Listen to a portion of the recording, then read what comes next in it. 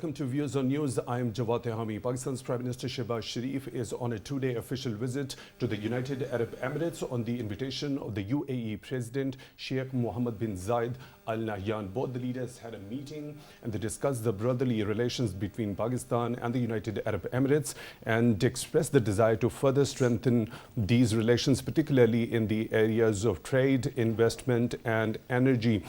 At the same time, the President of the United Arab Emirates has agreed to extend and roll over $2 billion of existing debt on Pakistan and also provide $1 billion of additional loan to Pakistan. Now, Prime Minister Shehbaz Sharif also held a meeting with the investors and the businessmen over there, and he highlighted the investment opportunities in Pakistan as well. He's accompanied by a high-level delegation.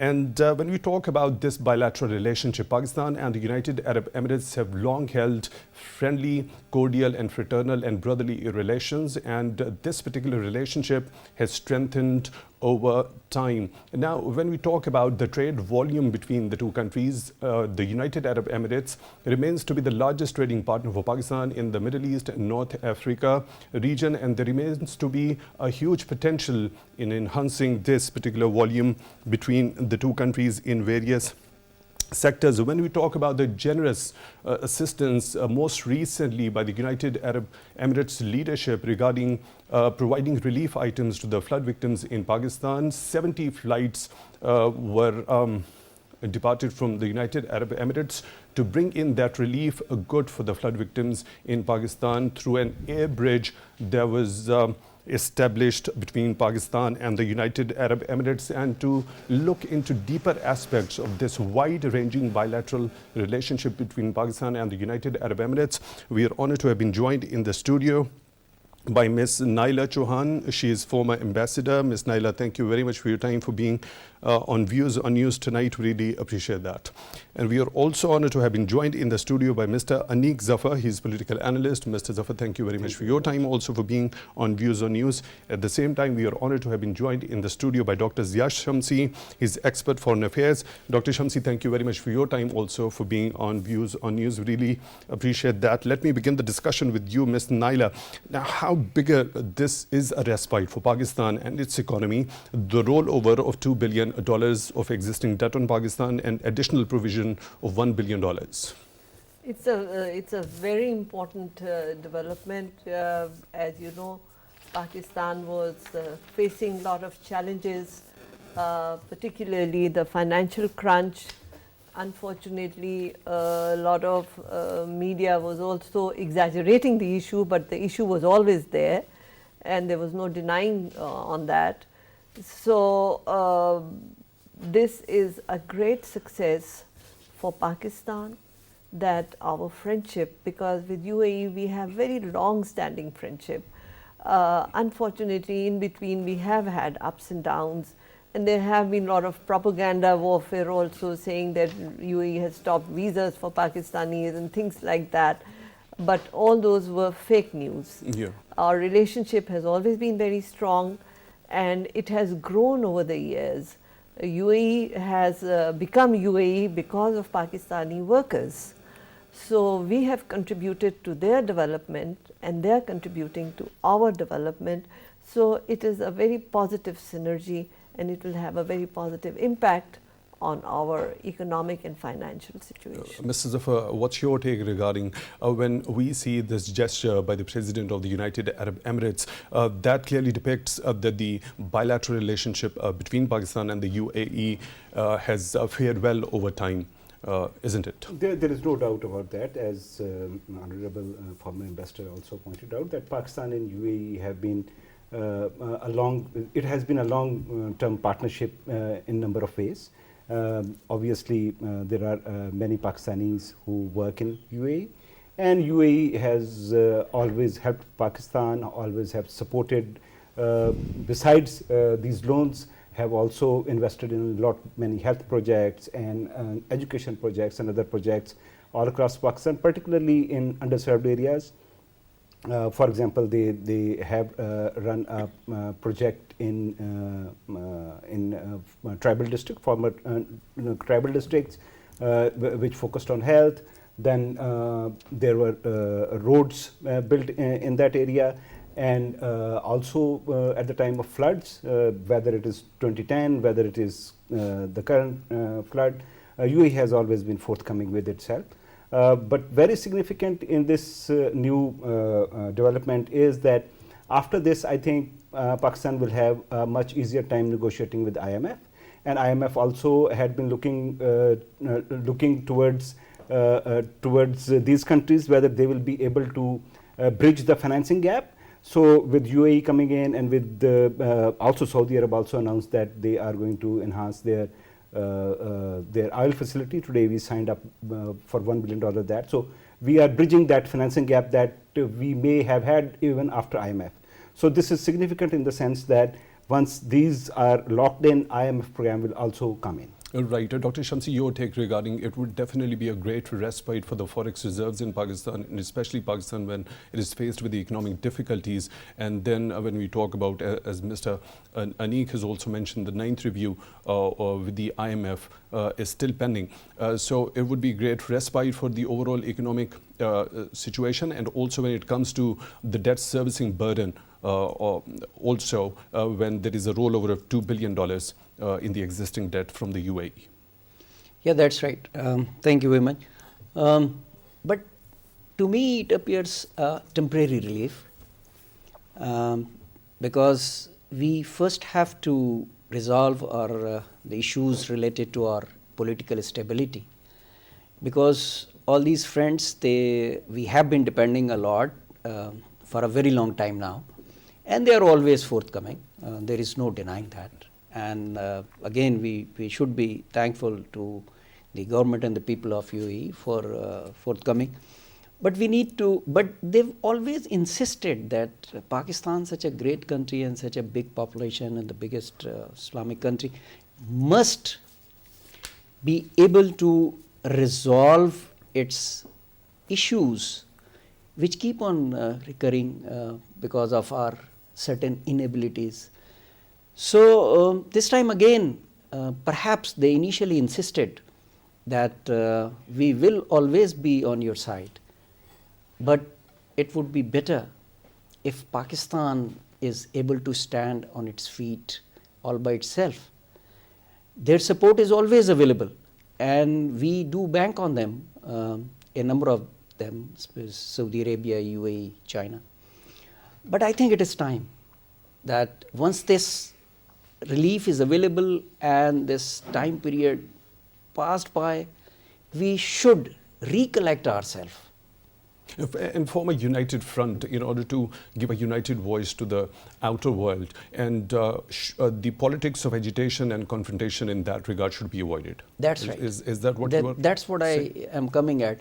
That we should be able to stabilize ourselves as a society and as a state, because there is so much of potential available in this. As the Excellency initially said, that whatever UAE is today is because of the Pakistani workers.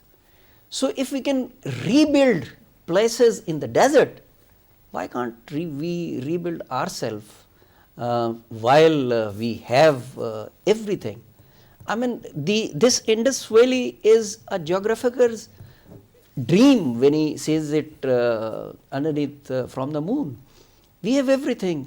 We have weathers, we have land, we have people, we have resources, and we have talent, because wherever the Pakistanis go, they deliver. We have everything, and we need to capitalize on that potential. Absolutely. And for that, the political stability happens to be of crucial importance. Ms. Naela, your take regarding having political stability when a Prime Minister is over there and he has had a meeting with the business leaders over there in the UAE and the investors, and is highlighting the vast investment opportunities here in Pakistan. For that, the political stability over here in Pakistan happens to be very crucial. Indeed, it is very crucial, because then it is investors' confidence also, because there are different paths to what we are getting right now. As you had seen in Geneva, we have more than expected pledges, but out of it almost 8 billion are loans which are going to be rolled over 3 years. and they are project specific. So it will depend on how we work on those projects. Of course, the Prime Minister has given assurance that it will be a very transparent system, and the world accepted it, which shows the credibility of the government.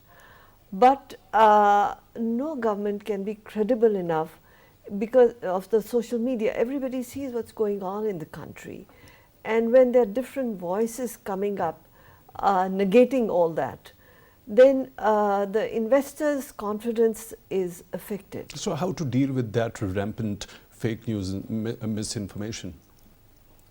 Well, we all have to take our responsibility. It's not government versus people. It's us Pakistanis.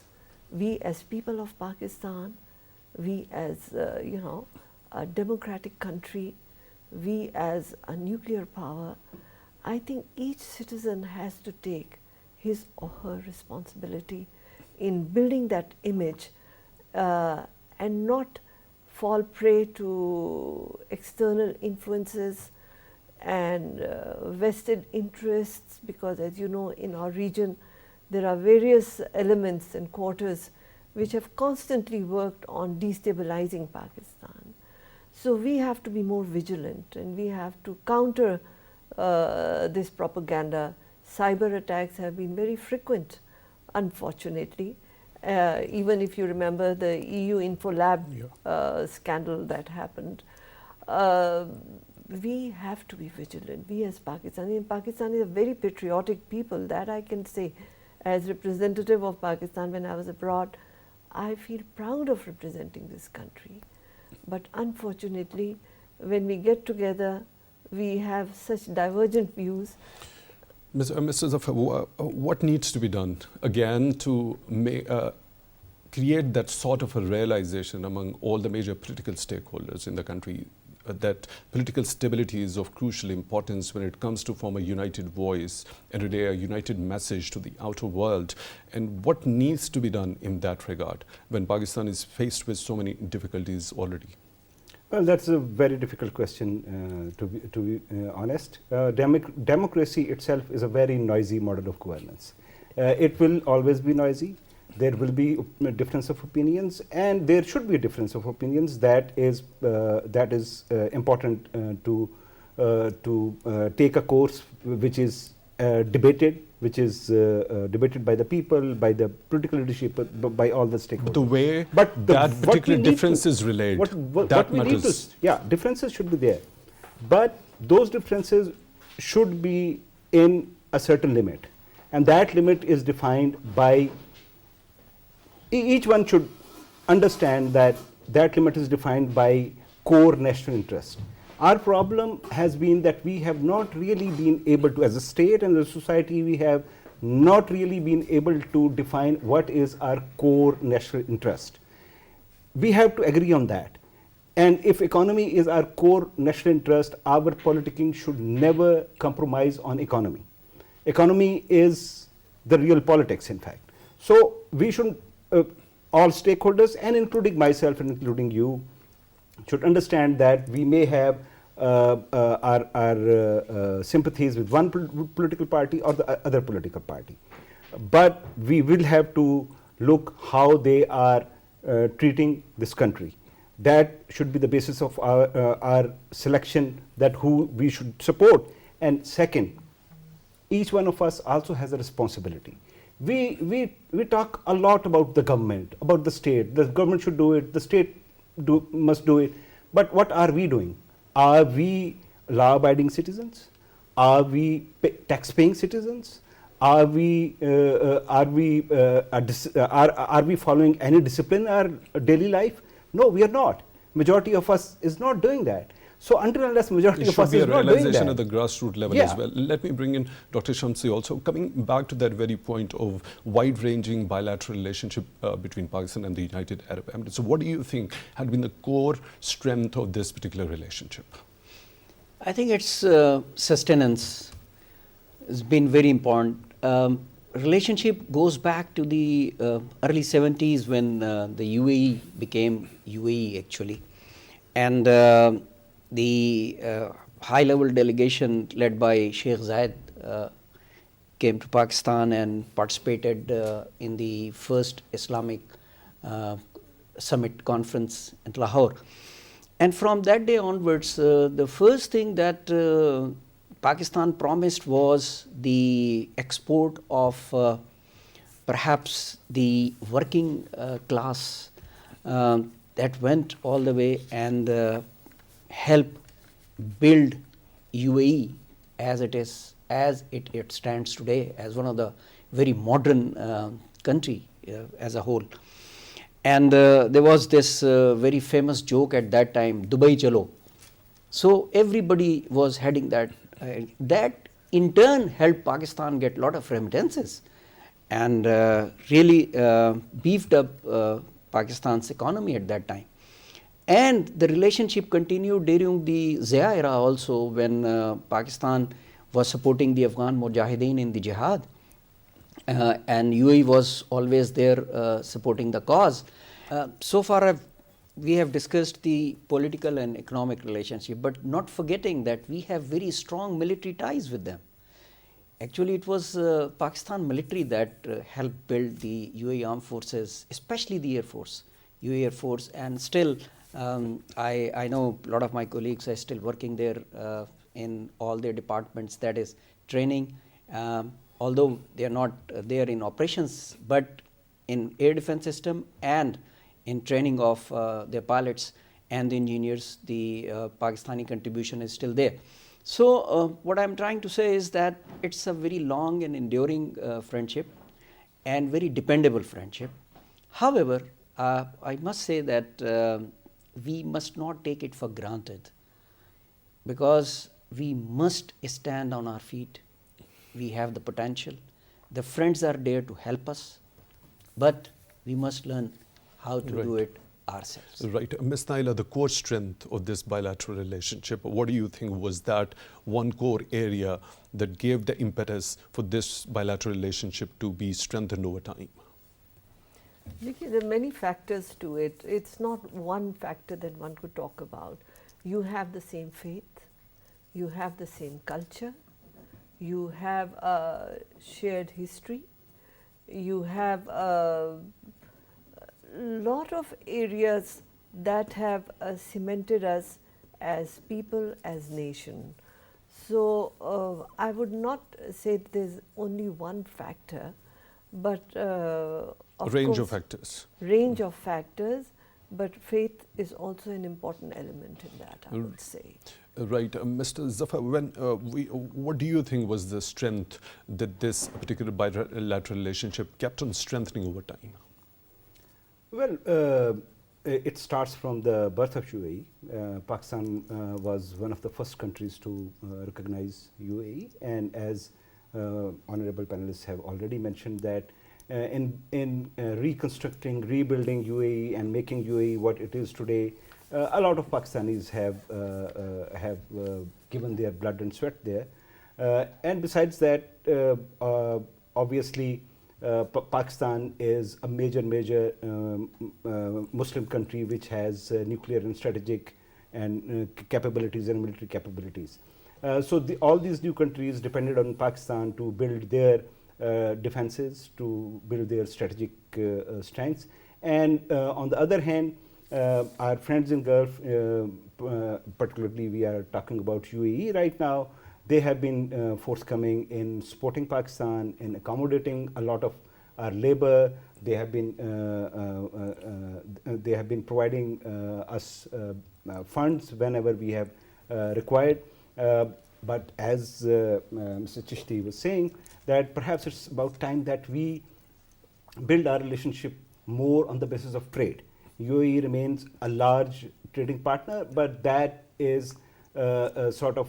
so what sectors and areas specifically do you suggest could be looked into in order to enhance the trade volume? So recently we saw in the last year the trade volume between Pakistan and the Middle East and North Africa region rose to around 10.6 billion US dollars. So it is expected to grow to double. So what core areas do you think could help in enhancing that one also?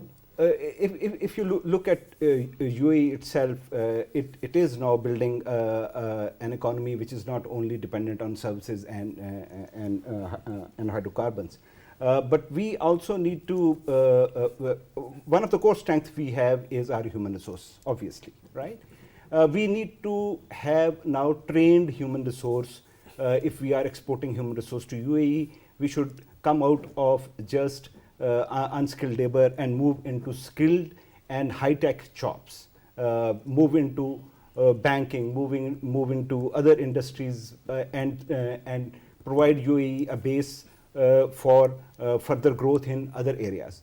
And besides that, I think we still have a lot of potential in exporting agriculture produce if we are able to enhance our produce, because right now we have become a food importing country instead of an exporting country. We have a lot of potential to start focusing on our agriculture, enhance our per acre yields in different crops, and then obviously the associated industries like packaging and processing of food, we have to develop that so that we can meet the requirement of all these Gulf states instead of these Gulf states bringing in all this stuff from other countries. Right. Dr. Shamsi, now when we talk about the workforce, it is, of course, added to the development of the United Arab Emirates over the years. Now, when the times are changing and there is technological revolution, what specific core areas do you think that skill building, the capacity building, enhancement of that very capacity should be focused in when it comes to building that workforce for the Gulf countries in particular? Yeah, I think Aniq Saab is right that perhaps the time is over as far as the exporting of unskilled labor is concerned, because they have already done the rebuilding. They have built themselves now in a very, very modern state, and now we need to export highly skilled manpower. As he said, that in the banking sector, financial sector, IT sector.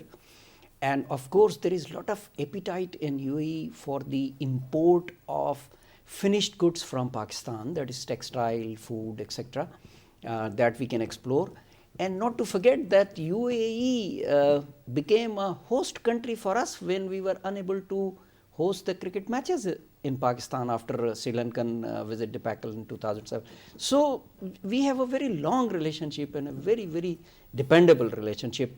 And if I may remind, Emirates Airlines, I think it was built by Pakistan International Airlines staff initially, and today it is one of the best airlines in the world. So there is a lot of potential still, and we need to capture it, because this niche may not be available for a very long time.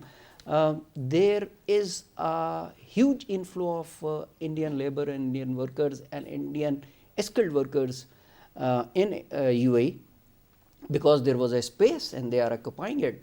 So we must not miss the boat this time, and we should negotiate with them the trade pacts and obviously the issuance of additional work visas for the Pakistanis. Right. Ms. Naela, now Pakistan's ambassador to the UAE has highlighted 3 key sectors that include the fintech, the IT and startups. So if you would like to shed a little bit of light on these key specific sectors so that the both the countries could enhance the trade volume between each other.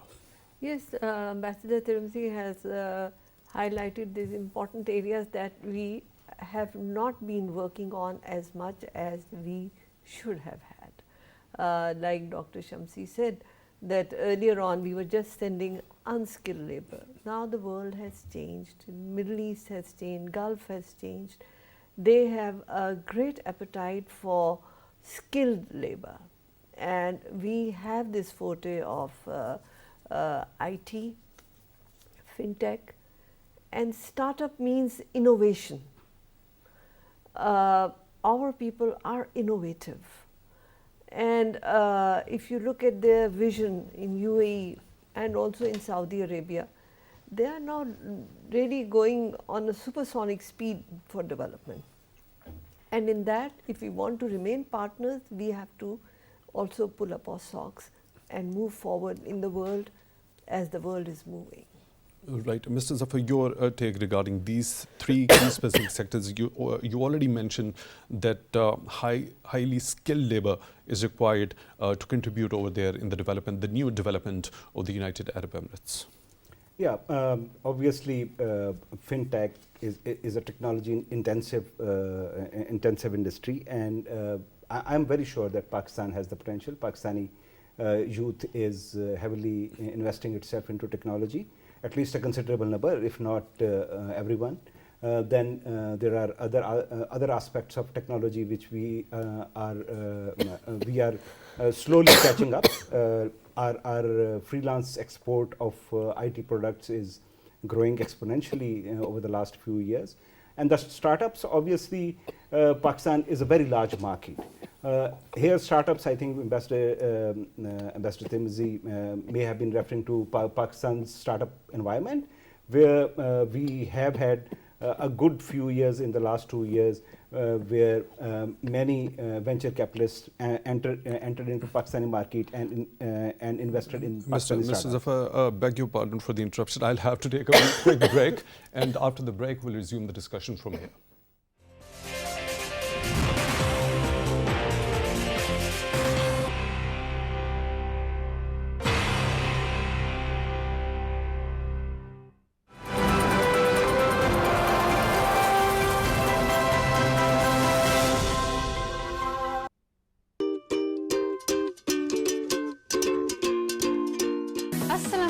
Hello and welcome to a brand new episode of Dine with World. We have some cold recipes, salads, juices. We're also making a pasta. My favorite segment of the show, sweets and desserts.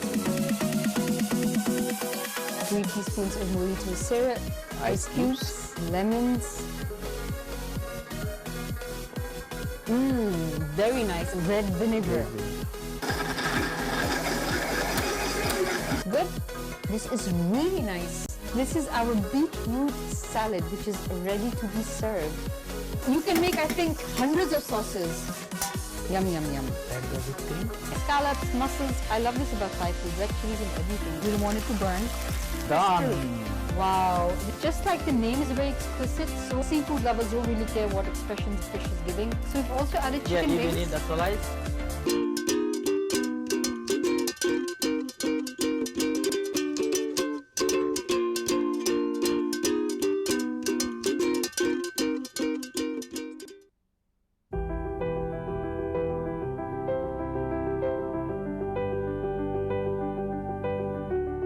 Don't be satisfied with stories, how things have gone with others. Unfold your own myth.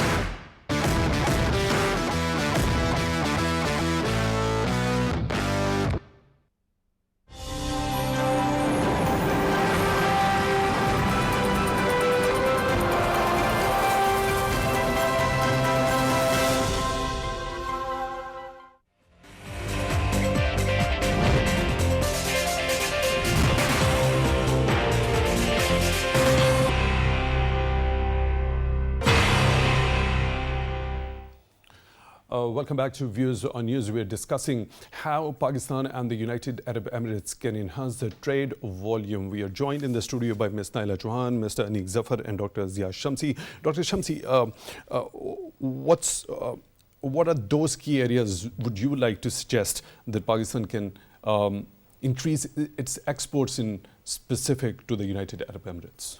Yeah. Trade we have already talked about, food we have already talked about, but 2 sectors that we have discussed is, one is the defense exports and the other is tourism.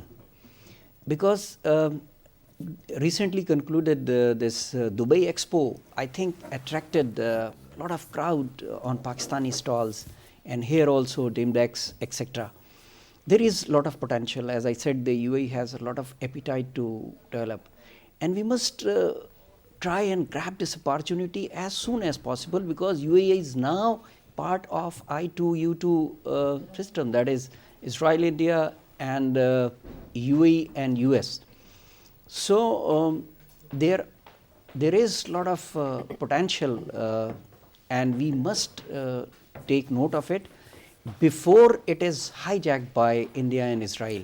The very important question, as you already mentioned, a very important point, that there is a lot of labor and workforce that is going from India. So because of that space that was created. Yeah. Now, how can Pakistani workforce fill that space, or what sort of that very point could be that could spur that very spirit of competition among the labor in Pakistan? It actually happened in the early on during perhaps 2000, because till that time we were exporting the unskilled workers because the building activities were going on. But at the same time, UAE was transforming itself into high-tech industry when they were establishing the education city, the media city, and all that. That is the time Indian skilled labor from IT sector, from banking sector, from financial sector, from auto sector, they went and occupied most of these places, not only in UAE but in Qatar also, Saudi Arabia also, Bahrain also, and Oman also. Well, that was already That is what done. we Now, missed out. this development pace is not going to stop in future as well. Still, Absolutely. there would be a lot of room. So That is what I am suggesting. How can that spirit of competition among Pakistani workforce be, enhanced, or it could be Because we have a very talented workforce, and Pakistanis are very industrious people, and the startups are doing very well as far as the IT and service sector is concerned. So this is the time when our delegations, the highest level delegation led by the Prime Minister and other ministers are visiting. We must make sure that we do talk to them about these aspects. And one more thing which I think should not be ignored, Prime Minister's visit was preceded by the visit of the Chief of Army Staff. That really cleared the ground. So we must bilateral acknowledge defense that. and military cooperation Yes, was discussed absolutely, in that particular meeting also. Now, Mr. Zafar, when we talk about, as Dr. Shamsi has highlighted, another very important, very interesting area, the tourism potential of Pakistan. Of course, Pakistan is the dearth of more and more inflows into Pakistan. So how this particular industry, the tourism industry, can add to that? Well, we have been talking about tourism since long, but we have not really been able to build our tourist areas up to the international standards. What we need to do is that we have to encourage people, our own investors and international investors, in our tourist areas to build the infrastructure, to invest in infrastructure. We can partner, our businessmen can partner with the international businessmen. We have to ensure that whoever comes and visits Pakistan is fully satisfied with the security situation of these areas. So there is a lot of focus which needs to be done before we can say that Pakistan can become a tourist attraction. In the last few years, what has helped Pakistan's tourist industry has been the domestic tourism. Many people started visiting all these areas which are normally called tourist attraction or attractive areas. Since local domestic tourist has been visiting, there has been some infrastructure development. New hotels are coming up. People are investing in these areas. But what the government needs to ensure is that the development is environment friendly. It does not impact our environment, biodiversity, because a lot of these areas are attractive because these are wild, these are raw. If we start building concrete jungles there, it will destroy them. Right. So we have to balance this environment friendly policies, encourage the investors to be there, but be green friendly. Right. Ms. Naela, I would like to take your input regarding when the government looks forward to the investment coming into Pakistan. So what key measures is Prime Minister during his meeting with the investors and businessmen over there in the UAE has said that Pakistan is taking steps in order to facilitate and provide a business conducive or friendly environment over there. So what key measures do you suggest should be immediately taken in that regard? We have spoken of investments before also. Investor confidence is important. So the Prime Minister is there to give them that assurance that whatever the government may be, the government policies will be honored and respected, so that investments are long term, they are not short term. So they feel that confidence.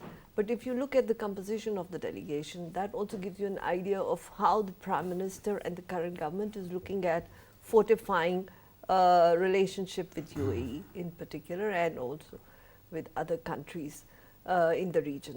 So there is Defense Minister. It was just said that the Chief of Army Staff was there.